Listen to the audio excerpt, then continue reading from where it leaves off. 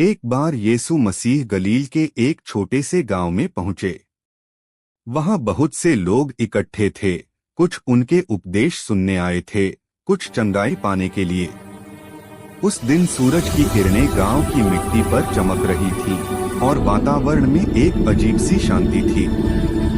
यीशु ने लोगों को सिखाना शुरू किया, परमेश्वर का राज्य निकट है। अपने पापों से फिरो और सुसमाचार को मानो। प्रेम करो, क्षमा करो और एक दूसरे की सेवा करो। लोग ध्यान से सुन रहे थे, लेकिन भीड़ के बीच से एक आवाज आई, प्रभु मेरी सहायता करो। वहां एक व्यक्ति था जो वर्षों से बीमार था। उसके पैर चल नहीं सकते थे। 4 मित्र उसे एक खाट पर उठाकर यीशु के पास लाए थे।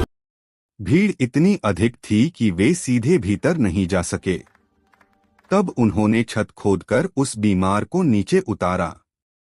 यीशु ने उनकी आस्था देखी, मुस्कुराए और बोले, हे पुत्र, तेरे पाप क्षमा किए गए।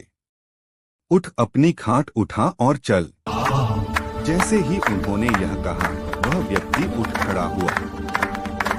एक बार यीशु मसीह गलील के एक छोटे से गांव में पहुंचे। वहां बहुत से लोग इकट्ठे थे। कुछ उनके उपदेश सुनने आए थे, कुछ चंगाई पाने के लिए। उस दिन सूरज की किरणें गांव की मिट्टी पर चमक रही थी और वातावरण में एक अजीब सी शांति थी। यीशु ने लोगों को सिखाना शुरू किया, परमेश्वर का राज्य निकट है। अपने पापों से फिरो और सुसमाचार को मानो। प्रेम करो, क्षमा करो और एक दूसरे की सेवा करो। लोग ध्यान से सुन रहे थे, लेकिन भीड़ के बीच से एक आवाज आई, प्रभु मेरी सहायता करो। वहां एक व्यक्ति था जो वर्षों से बीमार था। उसके पैर चल नहीं सकते थे। 4 मित्र उसे एक खाट पर उठाकर यीशु के पास लाए थे।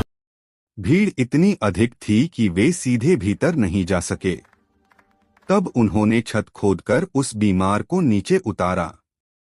यीशु ने उनकी आस्था देखी, मुस्कुराए और बोले, हे पुत्र, तेरे पाप क्षमा किए गए।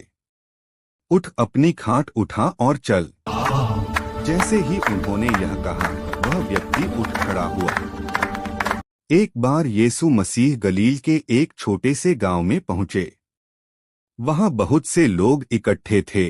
कुछ उनके उपदेश सुनने आए थे, कुछ चंगाई पाने के लिए।